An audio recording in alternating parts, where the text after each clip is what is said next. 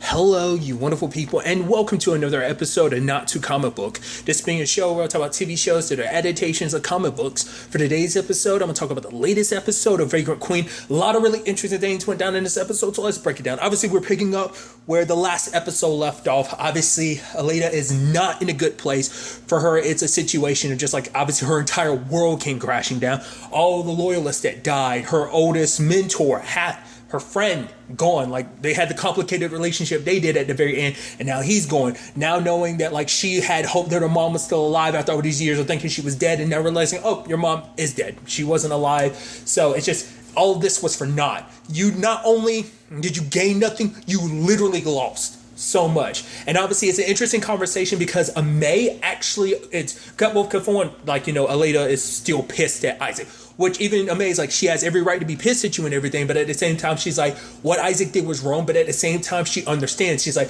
being able to get home, like May understands wanting to do whatever it takes, to be willing to do whatever it takes. She's like, I know your plan was like, hey, you know, Aleda was going to get her mom back, and then you're just going to take the Steerzad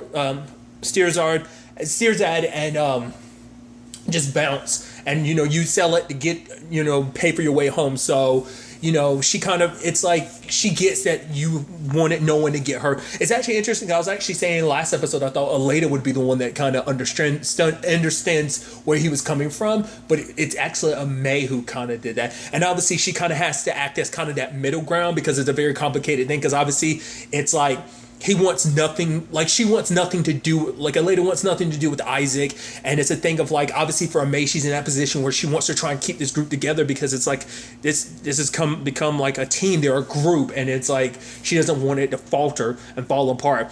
And Isaac's just trying to tell her something, but she's like, I don't want to listen. Like, the fact is, we're done. The moment we get off this planet, we get back to the ship, get off this planet, we're done. We're going our separate ways. But then, like, you know, May's like, I told you, like, to kind of give it some time inside. And he's like, I guess I shouldn't be the one to tell her that she's literally going the wrong direction. So May's trying to talk to her, and she's like, May, I get it. You know, because May's like, I understand how you're going. She's like, I get it, May, I just want to get back to the ship. And it's like, yeah, that's the other way. And then the music kind of does it saying, and she's like, of course it is, and just has to walk the other direction. So they're back at the ship, and now it's a situation of there's pieces to the ship they need to get together so that they can actually fly, because a couple of pieces broke off after the crash landing. And obviously Isaac decides that he wants to go with Aleda to, you know, get him. And I love Winnie Bot as being like, oh yeah, there's these creatures, so use this because the creatures are nocturnal and poisonous. And he's like, avoid all of them. And he hugs Winnie Bot, being like, thanks for having our back on this. And he wants to go with Aleda, but Aleda's saying, like, it's literally taking everything I've got not to shoot you right now. And obviously he tries to make a joke, but she's not feeling it. And for him, he's just, you know, trying to say that he's sorry, but it's like, no amount of sorry is going to fix this situation. And it's like, all you want to do is, all you're so concerned about is getting back to your family and everything, which is effed up to say, because it's like, well, we'll get to that. Well, I'll go ahead and say it. She says, like, the fact of the matter is, like, who's to say your wife and child aren't better off without you? She's like, I am, you know, which is super messed up to say. And it's also really messed up of you to be like, you're so upset, all you cared about is yourself, getting back to your family and stuff like that. But at the same time, it's like, that is messed up, because you, who are willing to do whatever it takes to get your mom back, you know, go through whatever dangers you need to. But the thing is, it's like, oh, that was a team effort. This has involved you betraying us and stuff like that. It's like, and I still stick to what I brought up last episode. And like, I still think Aleda could understand why Isaac did what he did to get back to his family. Because once again, you would do anything to get back to your mom. Even May admit, like, she'd do anything to get back to her home and everything. So it's just a sad situation of, like, it's just because for Aleda, like, so much of her life has been spent without having trust, especially because she already has trust issues with Isaac, and she gave her her trust, and it backfired on her in the biggest way. Like, so much was lost, and she kind of it's not Isaac's fault. He had his part to play, but at the end of the day, the real person behind all that was Lazaro, you know?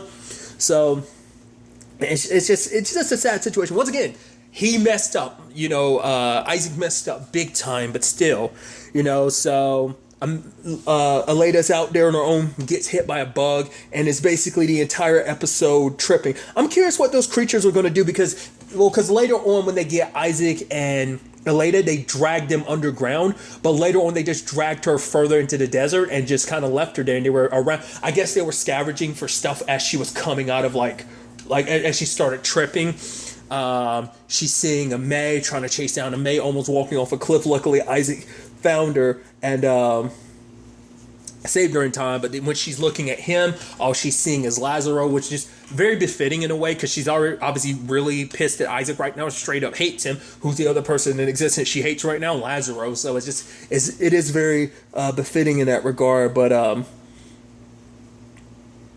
it's a sad situation because like despite all this, it's like, you know, because Isaac wants forgiveness because, you know, it's like he's like, you know, he's taking care of her and everything. It's like, I got you, bud, let's get back to the ship and everything. You know, he's like, oh yeah, remember that time we both got high, although that one weekend, and the fact is all you want to do is try. I had to spend the entire weekend trying to stop you from dismantling our furniture. He's like, yeah, this is worse than that. So but the creatures ended up capturing them because it seems like what they're more so interested in, it seems like shiny stuff because they ended up taking stuff from the ship. But it's interesting, like I said, they took Isaac and Aleda too because I'm wondering what their plan was with them. Were they going to eat them? Then again, like, why didn't they just eat Aleda before? Maybe it's just like, maybe we can use you for parts or something. I don't know. We never really got the really ins and outs of those creatures.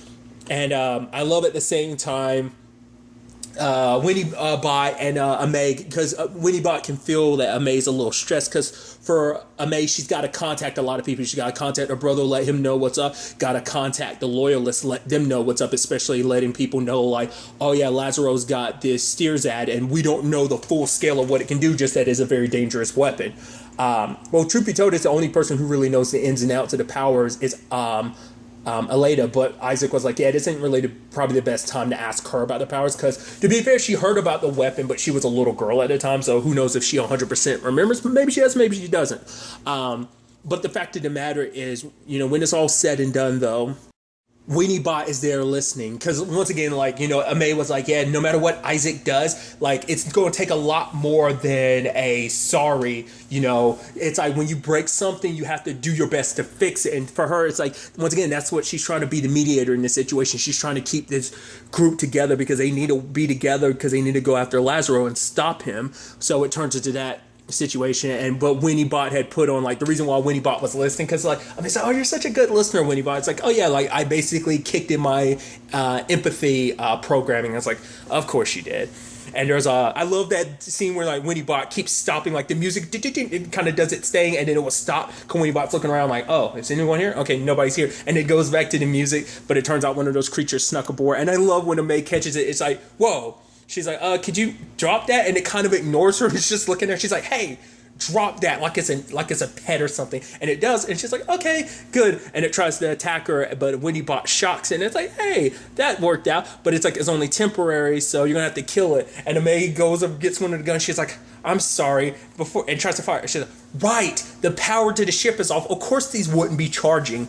I mean, once again, they should be charged automatically anyway, but I guess the argument could be they were sitting there the entire time their battery was drained. But I think it's just a byproduct of, oh, they've been sitting over there charging. But the fact of the matter is, it's like every time you turn around, those weapons are never charged. It's like that's a consistent issue in this group. And it's like, oh, basically, let's take its arm and stab it with its arm because it will go through its skin. And so, and even maybe like, oh, that's dark. So when you be like lasers off its arm and Amaze come, okay, I got to do this. Luckily, Isaac came back with Aleda because he ended up getting away from those creatures because he was shooting at them, but luckily light kind of blinded him. And it's like, luckily Amay didn't have to do the killing blow. Isaac saved her from doing that. But the fact is that Aleda is still tripping balls. But it's like eventually it's going to work its way out of her system. But I forgot what, like, one of the things Winnie Bot was saying like she'd suffer from is diarrhea afterwards, and I was like, okay. But even Isaac was like, it's still not the worst thing that she's kind of going through. Oh, she had a major hangover, a major headache, and she'd end up suffering diarrhea. So, but Isaac's there taking care of her, and luckily they're able to get off Winks, and Amay is like, oh, I'm not going to miss this planet. Part of me was like, are you actually going to have to come back to this planet? Because I don't think that, I mean, I think, you know, it's meant to be something symbolic, but I'm like, I hope she won't need that pendant. Because, like, her pendant that, you know, of her mom's, like, she buried in the sand because it was, you know, I mean, kind of, because it was kind of like, obviously it symbolized like her burying just her entire past, like any hope she had left, burying, because like now she legitimately had to bury like everyone from her past, because yeah, your mom is definitely dead, even though you're hopeful she was alive, and you have to bury half in that regard too, so it symbolized a lot. But part of me is like, I hope it's not going to be a situation where they're going to have to actually, because like the fact is, she's like, I'm not going to miss this planet. I'm like, you're going to have to come back to this planet for something, aren't you? I felt like that line just made it seem like that might be foreshadowing something. I hope it isn't a situation of, oh, we're going to actually have to come back for that pendant, because that pendant's super important. It might be some, maybe not. Like I said, probably not the case, but it just something that was floating in the back of my mind. May did get to our brother and let him know about everything that went down, but for him it's like, you don't have to get involved. You're only supposed to get them to Wix, and like, you were, don't get involved with this isn't your battle. But for May, it's like, we would do anything, if we could, to get back our home, if we could. Because she's like, we've had to do so much, to survive and everything, and it's like, but she doesn't want anyone else to go through what they went through, losing their home. So it's like, for her, May, it's like, I might have not have initially been, set up to be a part of this fight, but obviously she's choosing to take part in this fight because it's like, there's so many other people's lives and homes at stake. She won't let anyone go through what she's been through. I mean, literally everyone in that group has kind of lost their home. Like, obviously, on a big scale, Aleda, and on a big scale, May. I mean, Isaac, for him, he even comes to the realization, for him, it's like, because it's, it's like, May is like, Aleda didn't mean what she said, and it's like, yes, she did. Like, the fact of the matter is, and he's like, and she was right. The fact of the matter is,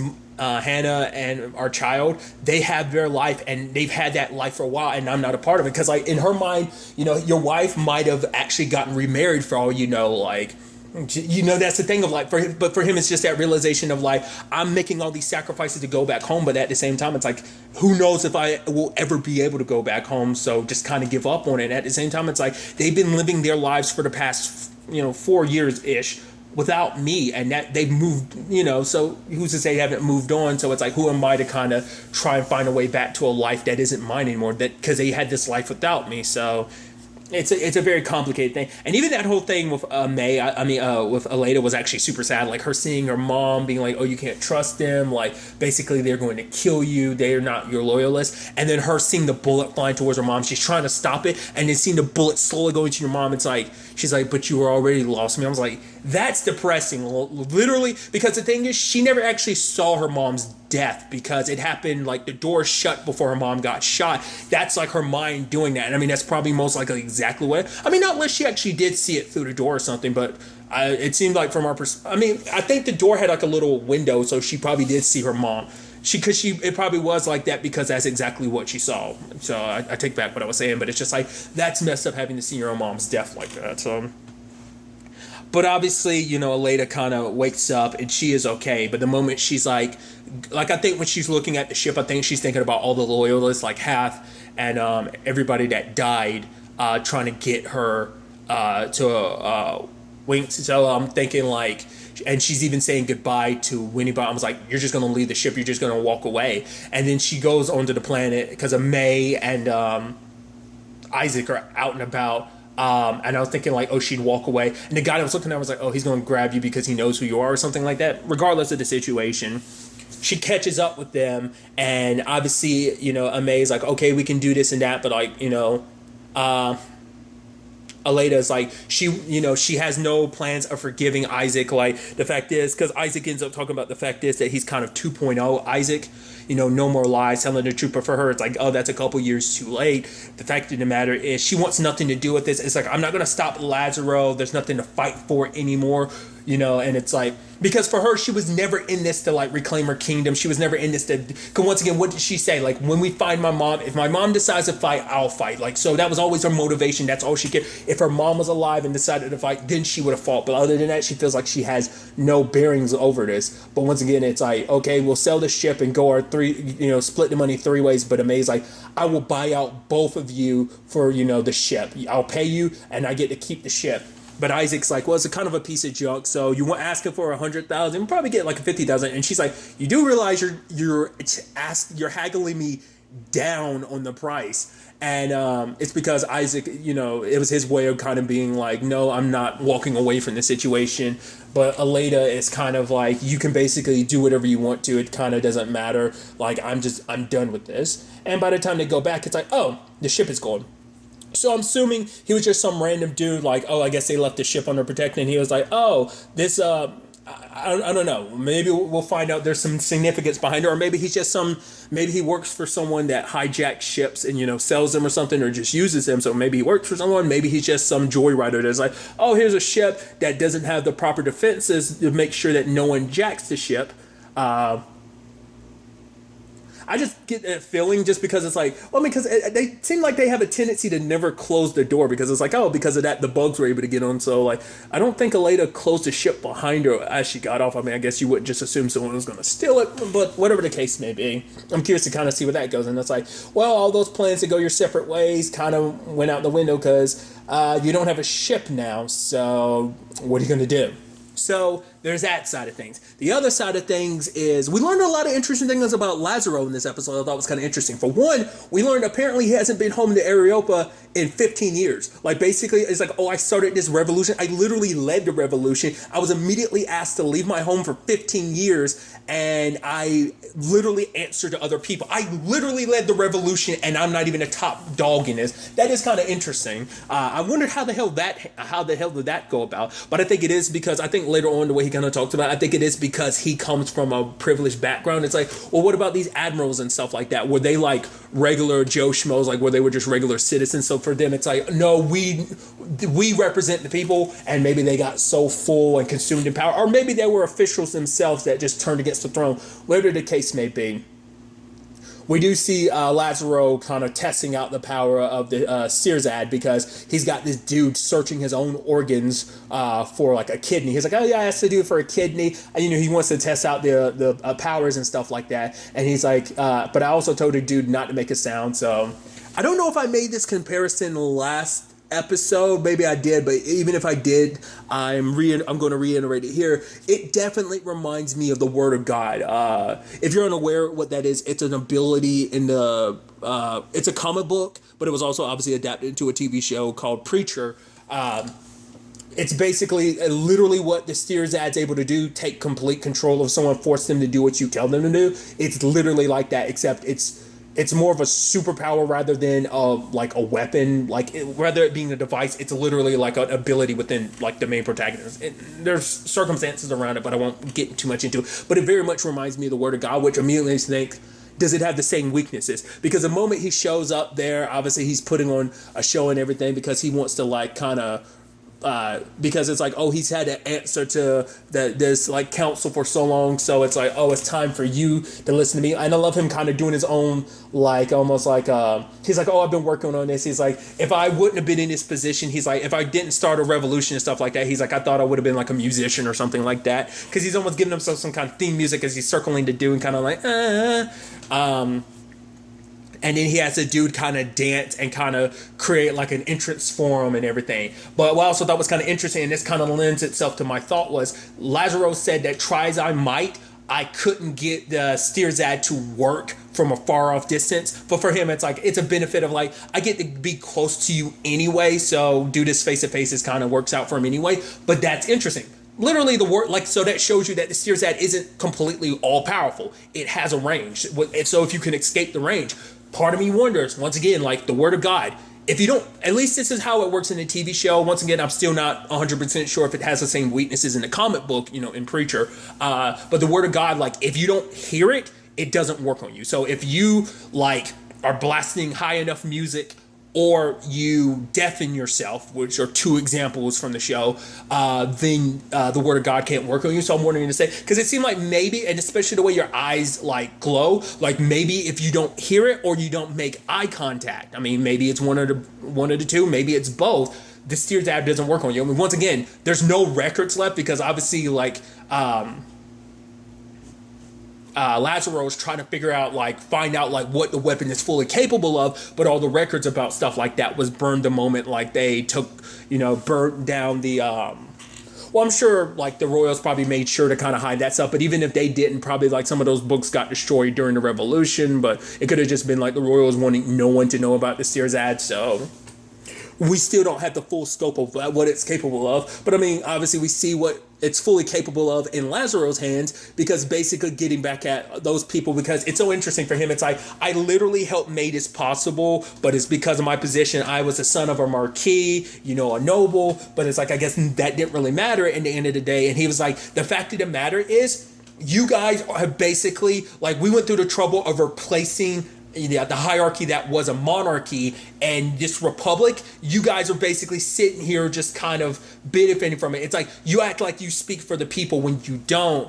I guess because Lazaro is kind of thinking like, oh, like, I'm the real hero of this story. I'm basically going to tear down this republic because it's so self-grandizing, you know? So it's like, you're basically saying that this council is literally no different from, you know, what was a monarchy. So basically has them all kind of fight to the death, and things get super bloody because they didn't have conventional weapons. They had bottles and knives and, well, like eating utensils. So it's like, it got super bloody, stabbing to the eye, even that lady killing one of the admirals with a spoon to the neck. So that's pretty gruesome.